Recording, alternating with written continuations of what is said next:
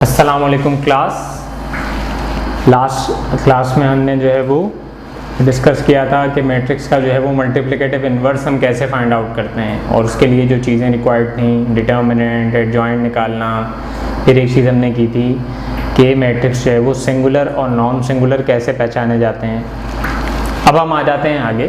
तो अगर हमारे पास दो साइमल्टेनियस इक्वेशंस दी हुई हैं, दो साइमल्टेनियस लीनियर इक्वेशंस दी हुई हैं, तो उनका आप सॉल्यूशन जो है वो मैट्रिसेस की मदद से किस तरह निकाल सकते हैं। इक्वेशंस हम ले लेते हैं। फॉर एग्जांपल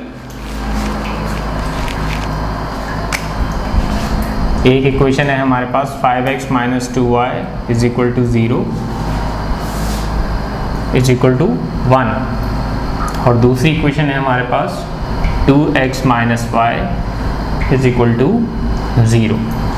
ये दो साइमल्टेनियस इक्वेशंस हैं। तो इनको हमने क्या करना है, मैट्रिसेस की मदद से इनका सॉल्यूशन फाइंड आउट करना है। सॉल्यूशन के अंदर क्या आ जाएगा, जो वेरिएबल्स इनमें इस्तेमाल हुए हैं, कौन से वेरिएबल हैं, एक x वेरिएबल है और एक y वेरिएबल है, तो इनकी वैल्यूज निकालना, तो वो कहलाता है सॉल्यूशन ऑफ साइमल्टेनियस इक्वेशंस। तो वो आप कैसे जो है वो फाइंड आउट करेंगे। तो इसमें हम 3 स्टेप्स के अंदर काम करते हैं, 3 से 4 स्टेप्स में हम काम करते हैं। मेन जो चीज़ें हमें फाइंड आउट करनी है, उसके बाद फिर हम आएंगे आगे इसके फॉर्मूला सॉल्यूशन पे। सबसे पहले चीज़ आपके पास क्या है कि जो भी आपके पास इक्वेशंस दी हुई हैं उनको आप ट्रांसफॉर्म करेंगे, चेंज करेंगे मैट्रिसेस के अंदर। तो स्टेप नंबर 1 हो गया आपके पास transform the equations into matrices। क्या करेंगे आप, पहले मैट्रिसेस या मैट्रिक्स फॉर्म में लिख लेते हैं इसको। इक्वेशंस को ट्रांसफॉर्म करेंगे आप मैट्रिक्स फॉर्म में। अब वो ट्रांसफॉर्मेशन कैसे होगी, पहले तो हम इनको डायरेक्टली दोनों इक्वेशंस को लिख लेते हैं। ये इनकी वो वैल्यूज हो गई जो = से पहले हैं, और ये इनकी वो वैल्यूज हो गई जो =2 के बाद है। तो ये आपके पास इस तरीके से हो गई। अब इसमें मजीद ट्रांसफॉर्मेशन क्या है कि इसमें आप जो है वो 3 मैट्रिसेस और फॉर्म करेंगे। वो मैट्रिसेस कौन कौन से हैं आपके पास,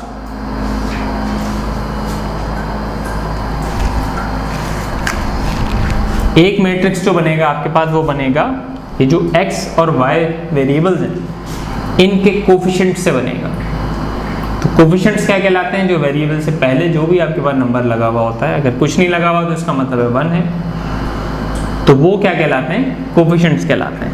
यानी जैसे इस x का कोफिशिएंट क्या है 5, इससे पहले कौन सा नंबर लगा हुआ है 5 लगा हुआ है। इस x का क्या है 2, अच्छा प्लस उसमें साइन भी आ जाती है, कोफिशिएंट के साथ साइन भी इन्वॉल्व होती है। y का कोफिशिएंट क्या है -2, इस y का कोफिशिएंट क्या है -1, क्योंकि कोई नंबर नहीं लिखा हुआ तो इसका मतलब क्या होगा, कोफिशिएंट 1 होगा।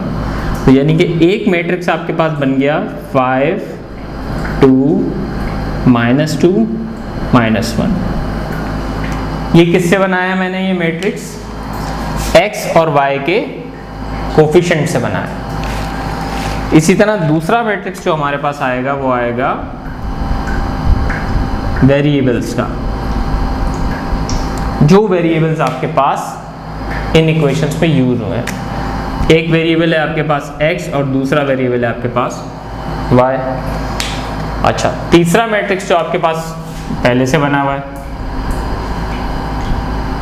इसको हमें कुछ चेंज करने की ज़रूरत नहीं है, ये ऐसे ही रहेगा। तो ये हो गया आपके पास तीसरा मैट्रिक्स। तो सबसे पहला काम आपने क्या करना है, जो इक्वेशंस आपके पास दी हुई हैं उसको आपने ट्रांसफॉर्म कर देना है किस फॉर्म में, मैट्रिक्स फॉर्म में। तो ये आपका सबसे पहला स्टेप होगा। ट्रांसफॉर्म करने का तरीका रिपीट कर देता हूँ अगेन, कि पहले आपने उन इक्वेशंस को मैट्रिक्स फॉर्म में लिखा, दोनों इक्वेशंस को, पहली इक्वेशन ऊपर आ गई, दूसरी इक्वेशन नीचे आ गई, उनकी लेफ्ट हैंड साइड यानी = से पहले वाली साइड वो आपने मैट्रिक्स में लिख दी।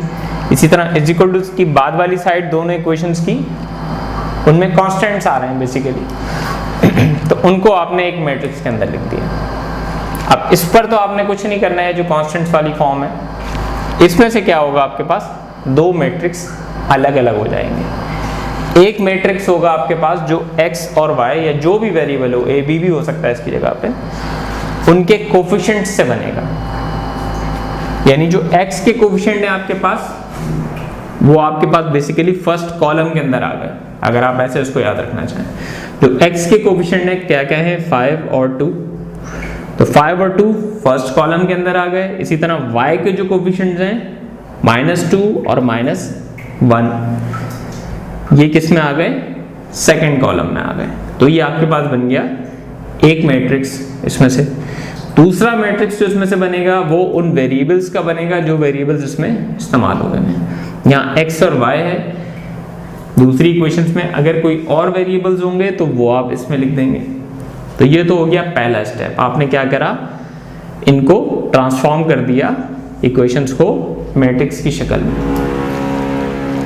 अच्छा, आपके पास अब नंबर 2 स्टेप जो है वो क्या है, अब आपने इनको नाम देना है। स्टेप नंबर 2 आपके पास क्या है, नेम द मैट्रिसेस। इनको हमने क्या करना है, नाम देना है। इरेज कर दूं, ये वाला पार्ट आपने नोट कर लिया।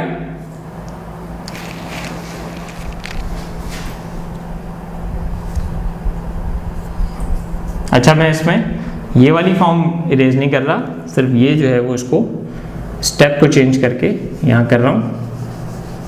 ये चलें कर देता हूँ, ऐसा ना हो फिर आपको कंफ्यूजन हो जाए। तो स्टेप नंबर 2 हमारे पास क्या है, स्टेप नंबर 2 हमारे पास है नेम द मैट्रिसेस।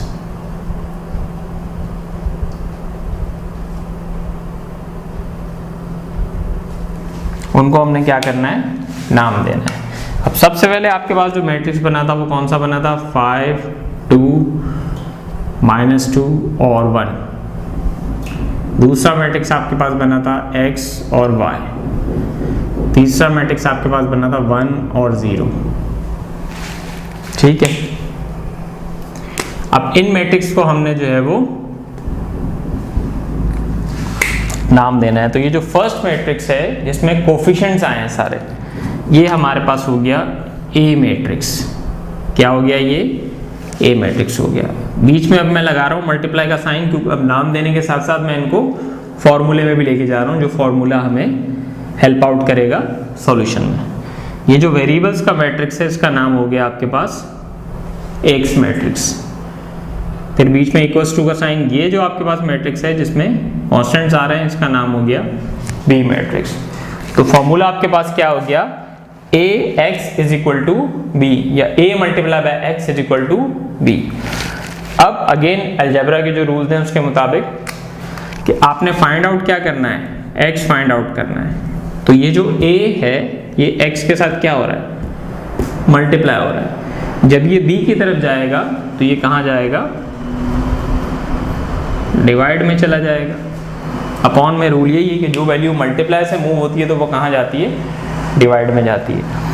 अब अगर हम किसी वैल्यू को मूव कर रहे हैं न्यूमरेटर से डिनोमिनेटर में, यानी ऊपर से नीचे, या डिनोमिनेटर से न्यूमरेटर में, नीचे से ऊपर, तो उसका रूल क्या है आपके पास कि फिर उसकी जो पावर है वो उसकी साइन चेंज हो जाती है। यानी अगर पावर पॉजिटिव है तो नेगेटिव हो जाती है। किसी वेरिएबल के ऊपर अगर कोई पावर नहीं है तो उसका मतलब पावर 1 है। अंडरस्टूड है कि उसके ऊपर पावर क्या होगी, 1 होगी। तो साइन चेंज होगी उसकी, तो फिर -1 हो जाएगी। यानी इसमें हमने क्या करना है, जो डिनोमिनेटर में हम लेकर आए हैं A, इसको हमने मूव करवाना है ऊपर न्यूमरेटर में। तो यानी कि इसकी साइन आपके पास क्या हो जाएगी, ये फॉर्मूला आपके पास हो जाएगा x is equal to A inverse multiply by B। यानी x की वैल्यू फाइंड आउट करने के लिए आपको क्या करना होगा, A इनवर्स को B से मल्टीप्लाई करना होगा। अब आप इस फॉर्मूले को देखिए और अभी तक जो हमने सॉल्यूशन किया है उसको देखिए।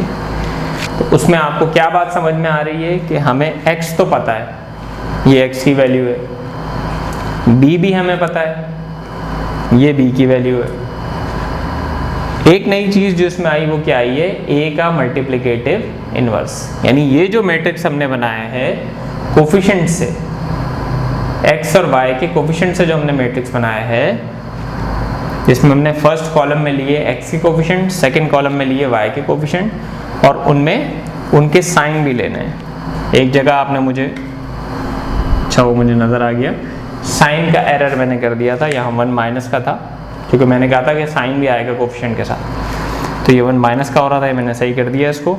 अब हमने क्या फाइंड आउट कर लेना है, इसका मल्टीप्लिकेटिव इनवर्स निकालना है, क्योंकि जब तक आप मल्टीप्लिकेटिव इनवर्स निकालेंगे नहीं, आप इसको b से कैसे मल्टीप्लाई करेंगे।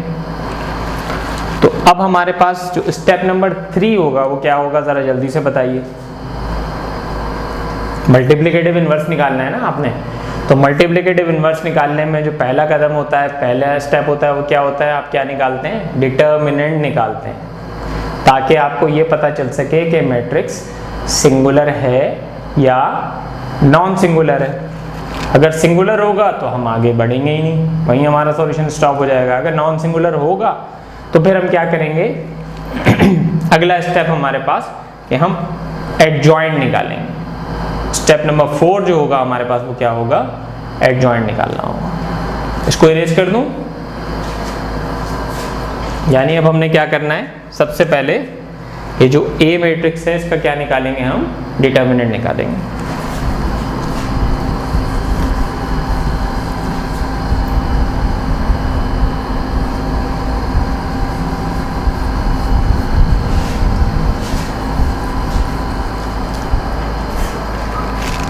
तो स्टेप नंबर 3 आपके पास हो गया, फाइंड डिटर्मिनेंट ऑफ ए। ए का क्या फाइंड आउट करें, डिटर्मिनेंट। थोड़ा सा तेजी से मैं चलूंगा क्योंकि आपको पता है डिटर्मिनेंट कैसे निकालते हैं। आपने उसको लिखा ए मैट्रिक्स को बार्स में, फिर आपने उसके, सॉरी मिस्टेक कर गया मैं, मैट्रिक्स वेरिएबल को भी बार्स में लिखा जाएगा और मैट्रिक्स को भी बार्स में लिखा जाएगा। 5, 2, -2 और -1। अब आपने क्या करना है, वही लीडिंग डायगोनल के फर्स्ट डायगोनल के एलिमेंट्स मल्टीप्लाई होंगे, बीच में फॉर्मूले का माइनस, फिर सेकंड डायगोनल के एलिमेंट्स आपस में मल्टीप्लाई होंगे। इसी तरीके से निकालते हैं हम डिटर्मिनेंट, फर्स्ट डायगोनल के एलिमेंट्स मल्टीप्लाई पहले, फिर बीच में फॉर्मूले का माइनस, फिर सेकंड डायगोनल के एलिमेंट्स मल्टीप्लाई। अब आप इसको सॉल्व करते हैं तो ये हो गया -5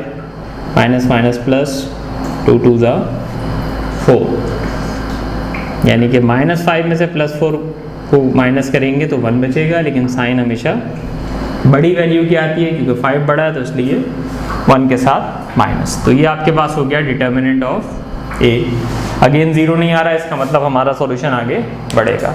अब स्टेप नंबर 4 आपके पास क्या होगा, मल्टीप्लिकेटिव इनवर्स निकालना है। फॉर्मूला मैंने नहीं लिखा, फॉर्मूला आप जानते हैं क्या है, अभी हम लिखेंगे जब हम क्या निकाल लेंगे, एडजॉइंट निकाल लेंगे।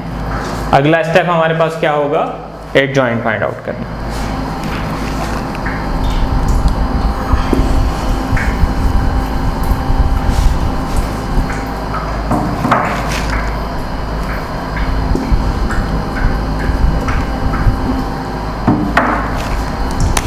स्टेप नंबर 4 हमारे पास क्या हो गया, find adjoint of A. Adjoint कैसे निकालते हैं, अगेन आपने लिखा है ADG ए, यहाँ पर आपने मैट्रिक्स के अंदर जो फर्स्ट लीडिंग डायगोनल के एलिमेंट्स थे उनकी जगह आप तब्दील कर देंगे, यानी -1 यहाँ आ जाएगा और 5 यहाँ आ जाएगा। इसी तरह जो सेकंड डायगोनल के एलिमेंट्स थे उनकी साइन तब्दील कर देनी है, यानी यहाँ -2 था तो ये +2 हो गया, और यहाँ +2 था तो ये -2 हो गया। क्या करा मैंने, फर्स्ट डायगोनल के जो एलिमेंट्स थे उनकी जगह तब्दील कर दी, और जो सेकंड डायगोनल के एलिमेंट्स थे उनकी मैंने साइन तब्दील कर दी। लेकिन सही निकाला है मैंने एडजॉइंट, कोई मिस्टेक तो नहीं की। अगर की हो तो फिर आप अपने पास उसको करेक्ट कर लीजिएगा। एडजॉइंट मैंने यहाँ पर निकाल लिया। एडजॉइंट निकालने के बाद अब अगला स्टेप हमारे पास क्या होगा, अब हम आ जाएंगे अपने मेन काम पर, यानी कि मल्टीप्लिकेटिव इनवर्स के फॉर्मूले पे चले जाएंगे। क्या फॉर्मूला होता है मल्टीप्लिकेटिव इनवर्स का, adjoint of A divided by determinant of A. इस फॉर्मूले में अब हम आसानी से वैल्यूज पुट कर सकते हैं क्योंकि हमें पता है एडजॉइंट की वैल्यू क्या है और इसी तरह डिटर्मिनेंट की वैल्यू क्या है। ये मैं कर रहा हूँ सॉल्व, लेकिन ये सारा काम मैं आपको एक्सप्लेन कर चुका हूँ किस तरीके से निकालते हैं। ये आ गई एडजॉइंट की वैल्यू डिवाइडेड बाय डिनोमिनेटर में क्या आ जाएगा आपके पास, डिटर्मिनेंट की वैल्यू क्या आई थी हमारे पास, -1 आई थी। अब आपके पास क्या करते हैं, मैंने बताया जब आप फॉर्मूले में आपने पुट कर दिया, अब जो डिटर्मिनेंट की वैल्यू है क्योंकि वो डिवाइड में है तो वो एडजॉइंट के हर एलिमेंट के डिनोमिनेटर में उसको आप लेके चले जाएंगे। यानी ए इनवर्स मैं यहाँ लिख रहा हूँ, आप वहाँ नीचे लिखेंगे इसको। ए इनवर्स का जवाब क्या हो जाएगा, -1 divided by -1, 2 divided by -1, -2 divided by -1 और 5 डिवाइडेड बाय -1। अब आपको पता है डिनोमिनेटर में 1 जो है वो लिखा नहीं जाता, तो सिर्फ हम साइंस को सॉल्व कर लेंगे जहाँ जहाँ साइन सॉल्व आउट हो रहे हैं। यानी कि ये 2 माइनस ऊपर नीचे कैंसिल हो गए, यहाँ भी ये कैंसिल हो गए और बाकी 2 वैल्यूज में कैंसिल नहीं हो रहे, तो जो नंबर मौजूद हैं यानी 1 के अलावा 2 और 5 ये साइंस उन नंबर्स के साथ लिख दिए जाएंगे। यानी ए इनवर्स की वैल्यू आपके पास क्या हो गई, 1 2 -2 -5। ये आपके पास क्या आ गया, ए इनवर्स आ गया। मल्टीप्लिकेटिव इनवर्स जो वाहिद चीज़ थी जो आपको फॉर्मूले में फाइंड आउट करनी थी, यानी जिसके बाद हमारा सॉल्यूशन आगे बढ़ना था। अब हम किस पे आ जाएंगे, उस फॉर्मूले पर वापस आ जाएंगे। कौन सा formula, x = a inverse multiply by b। Note down कर लें इसको।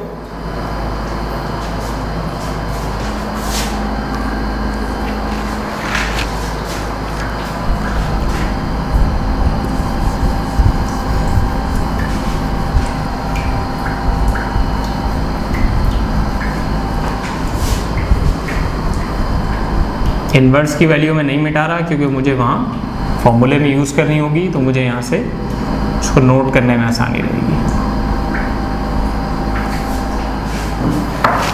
अब आ जाइए आप, जो फॉर्मूला हमारे पास था क्या था, x = a inverse multiply by b। इसमें ये हमने a इनवर्स फाइंड आउट करना था, हमें पता चल गया। अब हम उसे यहाँ पुट कर देंगे और फिर हमारा सॉल्यूशन आगे बढ़ेगा। x को हमने ऐसे ही रहने दिया, a इनवर्स की जगह मैंने उसकी वैल्यू लिख दी, मल्टीप्लाई बाय b की वैल्यू क्या थी आपके पास, 1 और 0, यही वैल्यू थी। अब मल्टीप्लिकेशन आपको पता है, मैट्रिक्स को मल्टीप्लाई कैसे करते हैं, क्या रूल है, रॉ कॉलम से मल्टीप्लाई होती है तो एक सिंगल वैल्यू बनाती है। तो पहले आप फर्स्ट रॉ को इससे करेंगे, फिर सेकंड रॉ को इससे करेंगे, क्योंकि एक ही कॉलम है दूसरा कॉलम नहीं है। और चेक क्या करते हैं, अच्छा ये बताइए, अब पहले के कॉलम और दूसरे की रॉज बराबर होने चाहिए। पहले में कितने कॉलम है, 2, दूसरे में कितनी रॉज है, 2। इसका मतलब है मल्टीप्लिकेशन पॉसिबल है।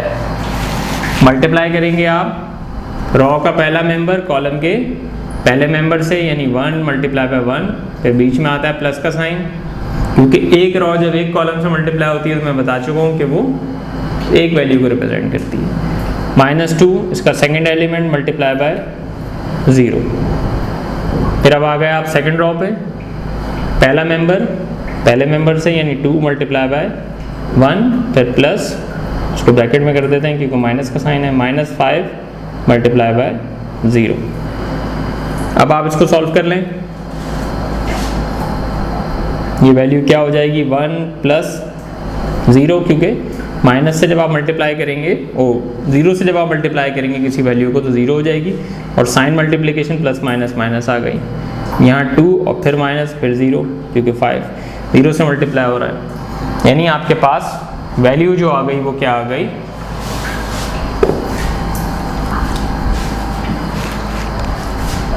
x मैट्रिक्स जो है वो इक्वल आ गया है 1 और 2 के। अब मैं यहाँ x मैट्रिक्स की वैल्यू लिख रहा हूँ, क्या वैल्यू थी, x और y, ये इक्वल आया है 1 और 2 के। तो according to equality of matrices के कॉन्सेप्ट के मुताबिक क्या वैल्यू हो जाएगी, x की वैल्यू हो जाएगी 1 और इस तरह y की वैल्यू हो जाएगी 2। कॉरस्पॉन्डिंग वैल्यू की इक्वल होती है, x जिस जगह पर लिखा हुआ है दूसरे मैट्रिक्स में उस जगह पे क्या लिखा हुआ है 1, तो x बराबर हो गया 1 के। इस तरह y जिस जगह पे लिखा हुआ है दूसरे मैट्रिक्स में उस जगह पे क्या लिखा हुआ है 2, तो y बराबर हो गया 2 के। तो सॉल्यूशन सेट जो आपके पास आया वो क्या आया, एक्स वाई का सॉल्यूशन सेट जो आया वो आया 1, 2। तो ये आपके पास तरीक़ाकार है जब आपसे कहा जाए कि आपने 2 साइमल्टेनियस लीनियर इक्वेशंस का सॉल्यूशन फाइंड आउट करना है, किसकी मदद से, मैट्रिसेस की मदद से, तो आप इस प्रोसेस को फॉलो करेंगे। यानी सबसे पहले आपने क्या करना है, जो इक्वेशंस होंगी उनको ट्रांसफॉर्म करना है मैट्रिक्स की शक्ल में, मैट्रिक्स बनाने हैं। दूसरे नंबर पर हमने क्या किया था, स्टेप नंबर 2 में हमने उनको नाम दिया था। जो कोफिशिएंट से मैट्रिक्स बना था x और y के, उसको हमने नाम दिया था a का। जो वेरिएबल्स का मैट्रिक्स बना था उसको हमने नाम दिया था x का। और इसी तरह जो इज इक्वल टू के बाद था, कांस्टेंट नंबर लिखे हुए थे, उनसे जो मैट्रिक्स बना उसको हमने नाम दिया था b का। फिर हमने फॉर्मूला लिखा ax is equal to b। उससे हमने, क्योंकि हमें x फाइंड आउट करना था, a को हम दूसरी तरफ ले गए तो वहां जाके वो हो गया a इनवर्स। तो फॉर्मूला हमारे पास था x is equal to a inverse multiply by b। अब इसमें हमें x भी पता था, b भी पता था, a इनवर्स नहीं पता था, तो a इनवर्स हमने फाइंड आउट किया, जो हम पहले से जानते हैं कि किस तरीके से फाइंड आउट होता है। कि पहले हम डिटर्मिनेंट निकालते हैं, स्टेप नंबर 3 जो था हमारा, पहले हमने डिटर्मिनेंट निकाला, फिर स्टेप नंबर 4 में हमने उसका एडजॉइंट निकाला, फिर एडजॉइंट और डिटर्मिनेंट की मदद से हमने सॉल्यूशन निकाला a इनवर्स का। जब a इनवर्स हमें फाइंड आउट हो गया तो फिर हमने इस वाले फॉर्मूले में a इनवर्स की जगह a इनवर्स की वैल्यू लिखी, मल्टीप्लाई का साइन, फिर b मैट्रिक्स की वैल्यू लिखी, फिर इन दोनों को मल्टीप्लाई कर दिया मैट्रिक्स मल्टीप्लिकेशन के मेथड से। मैट्रिक्स मल्टीप्लिकेशन मेथड आपको पहले ही मैंने समझा दिया है। तो हमारे पास सॉल्व करके वैल्यू आ गई ये। अब ये बराबर इक्वल किसकी थी, x मैट्रिक्स के, तो फिर मैंने x मैट्रिक्स की वैल्यूज लिख दी।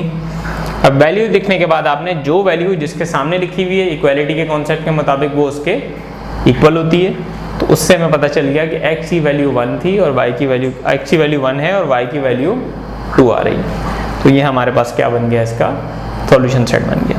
तो ये कहलाता है solution of simultaneous equations bye matrices method. अब इसमें एक और मेथड है जिसके जरिए हम सॉल्यूशन निकाल सकते हैं, वो है क्रेमर्स रूल। वो इंशाल्लाह हम अपनी नेक्स्ट क्लास में करेंगे। अभी आपने क्या करना है, एक्सरसाइज 7.5 जो है उसके क्वेश्चंस हैं 10 क्वेश्चंस। तो ये 10 के 10 क्वेश्चंस आपने इस मेथड से सॉल्व कर लेना है। फिर अगले सेशन में मैं आपको इसका जो सेकंड मेथड है यानी क्रेमर्स रूल, वो मैं एक्सप्लेन करूँगा वो कैसे करना है। यानी अभी आपका काम जो होगा वो ये होगा कि जो पूरे 10 के 10 सवाल आते हैं ये आपने किस मेथड से करके लाने हैं, ये मैट्रिसेस मेथड से करके लाने हैं, जो मैंने मेथड आपको अभी समझाया है। आई होप आपकी समझ में आ गया होगा। अस्सलाम वालेकुम।